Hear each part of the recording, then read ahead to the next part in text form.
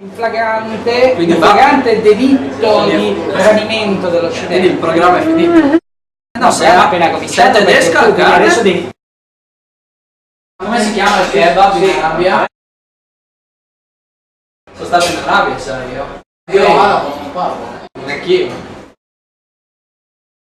So quattro robe. Salam alaikum, alaikum salam. E fai la saluto dei musulmani, non io. Però lì lo usavo. Sì, tutti i musulmani lo usano. Lo uso anche io.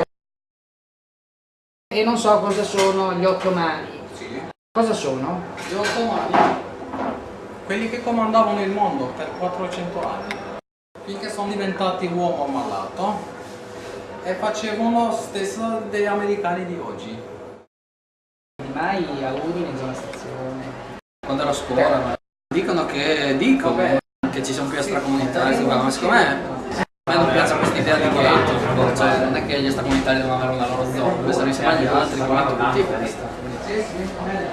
Anzi, probabilmente la maggior parte di quelli che sono lì non fanno niente di male, solo che abitano lì perché sono scesi i prezzi delle case, si trovano con i loro connazionali. Questo è il tè turco che si beve sia in Turchia e sia nei paesi che facevano parte dell'impero ottomano. Metto acqua bollita sul tè e lo stesso tè metto sull'acqua bollente che si cucina con il vapore dell'acqua. Cos'è quella cosa mellensa, quel liquido mellenso lì che c'è in tutti in tanti dolci arabi? Sai che ci sono quelle palle anche piene di questo liquido tipo sciroppato? Essere sincero non lo so. Allora... Io non ero mai in un paese arabo. Allora sono più arabo io di te? Sicuramente. L'umali lo conosci? Dolce tipico arabo. Lui è italiano, secondo me ci sta prendendo un giro. Sa meno di me, l'umali è il dolce tipico arabo. A questo punto devo dire la verità. Anche se nessuno non dice la verità, quasi odiamo. In Turchia? Quasi odiamo gli stati arabi. In Arabia sono un po' esagerati, in Arabia Saudita.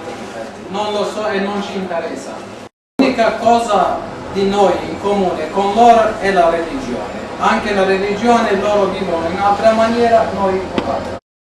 Ci devi fare da mangiare. Da mangiare. Cosa mangiamo? Mangiamo... Abbiamo deciso? Abbiamo deciso. Provate. Ma io mangerei un kebab. Un musetto. Allora, andiamo dentro. Andiamo dentro che è e meglio. decidiamo. Io vi darei 2 piatti di solo la carne, vi metterei a parte la verdura. Quindi verdura non c'è bisogno di riscaldare.